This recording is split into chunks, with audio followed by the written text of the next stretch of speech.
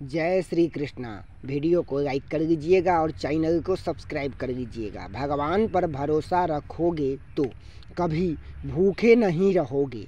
विद्वान संत भागवत कथा कह रहे थे तो सभी श्रोता भागवत ज्ञान अमृत का श्रवण कर रहे थे और विद्वान संत भागवत कथा कहते थे तो भागवत कथा कहते हुए विद्वान संत बोले, जो भगवान सभी को भोजन देते हैं, कोई भी भूखा नहीं रहता। तो उसमें एक हठी बैठा हुआ था कथा पंडाल के नीचे। तो तुरंत ही हठी बोला विद्वान संत से, जो भगवान अगर सभी को भोजन देते हैं तो क्या भगवान मुझे भी भोजन देंगे? तो विद्वान संत बोले, जो हाँ अवश्य देंगे।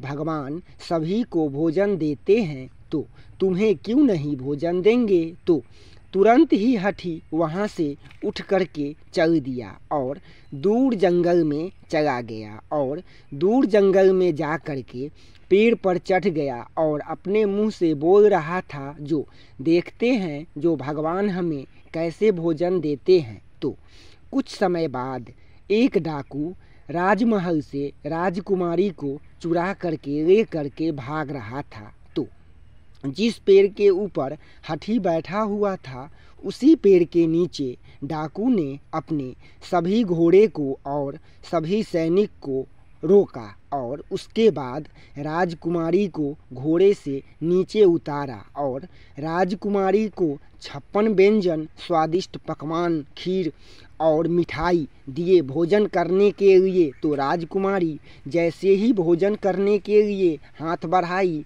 इतने में ही राजा के सभी सैनिक वहां पर पहुंच गए और सभी डाकू वहां से राजकुमारी को वहीं पर छोड़ करके और सभी डाकू अपना जान बचा करके और वहां से भाग गए।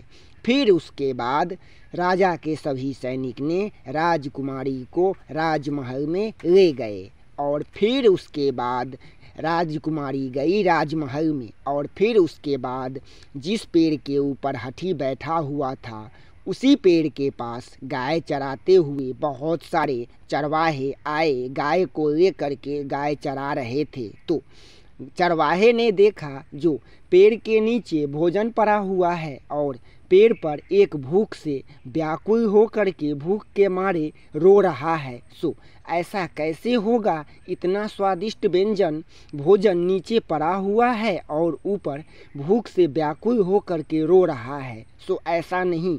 तब सभी गाय चरवाहे ने उस हठी को पकड़ करके पेड़ से नीचे उतारा और उस हठी को भर पेट भोजन कराया। वही जो भोजन पड़ा हुआ था, स्वादिष्ट व्यंजन, पकवान, मिठाई और सभी, तो उस हठी को भर पेट भोजन कराए। और फिर उसके बाद जब हठी के ढेकार आया तो हठी भगवान की शुक्रिया करने लगा और भगवान से बोला, जो धन्य हैं प्रभु, जो आप हमें भोजन कराए। आज हम मान गए जो आप किसी भी जीव को, किसी भी प्राणी को भूखे नहीं रहने देते हैं प्रभु। धन्य हैं आप, धन्य है आपकी माया। फिर उसके बाद कुछ समय बाद गाय चरवाहे सब वहाँ से चले जाते हैं और फिर उसके बाद एक संत साधु के भेष में विद्वान संत आते हैं और उस हठी से बोलते हैं, जो अब तो तुम मान गए जो भगवान सभी जीव को भोजन देते हैं। तब वो हठी विद्वान संत साधु के शरण में गिर जाते हैं, साधु के चरण में गिर जाते हैं और साधु से क्षमा याचना मांगने लगते हैं, जो हमें क्षमा करें प्रभु। आप मान गए जो भगवान सभी को भोजन देते हैं, भगवान किसी भी जीव को भूखे नहीं रहने देते। जो भगवान पर भरोसा करते हैं उन्हें भगवान कभी भी भूखे नहीं रहने देते, क्योंकि भगवान तो भगवान हैं। भगवान तो सभी जीव को भोजन देते हैं। फिर भगवान खुद भोजन करते हैं। हमसे गलती हो गया, साधु से बोलने लगा, जो हमसे क्षमा करें प्रभु, हमें हमसे गलती हो गया। फिर साधु वहाँ से चले गए और फिर उसके बाद साधु बोलते हुए जा रहे हैं, जो अजगर करे न चाकरी, पंछी करे न काम, 7 खंड 9 दीप जले, सबके दाता राम। भगवान का भक्त कभी भी दुखी नहीं रहते। संता सब जग निर्धना, धनवंता न सोई, धनवंता सो जानिए, कृष्ण नाम ही धन होता है संत के पास। और संत के पास क्या धन होता है? संत के पास तो कृष्ण भगवान के नाम के अलावा क्या धन होता है? एक बस संत के पास तो वही धन होता है जो कृष्ण का नाम ही तो धन होता है संत के पास। और उसके बाद वहाँ से संत चले गए और फिर उसके बाद हाथी भी वहाँ से चला जाता है। भक्त के बस में है भगवान, भक्त बिना ये कुछ भी नहीं है।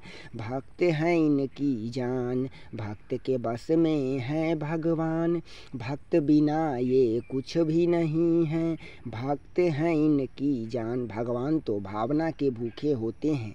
जाकी रही भावना जैसी, प्रभु मूरत देखहीं तिन तैसी। जय श्री कृष्णा दोस्तों, ऐसे ही भक्तिमय ज्ञान भरी कथा सुनने के लिए वीडियो को लाइक कीजिए, चैनल को सब्सक्राइब कीजिए और दोस्तों में शेयर कीजिए। और चैनल पर जाएंगे तो आपको बहुत सारी ज्ञान भरी कथाएं सुनने को मिलेंगे। सो प्लीज़ दोस्तों, चैनल पर जाकर के भक्तिमय और ज्ञान भरी कथाएं सुनें और वीडियो को लाइक करें, चैनल को सब्सक्राइब करें। जय श्री कृष्णा दोस्तों, फिर मिलेंगे भगवान श्री कृष्ण के मुख से अनोखे अनमोल प्यारे ज्ञान भरी वचनों के साथ। जय श्री कृष्णा।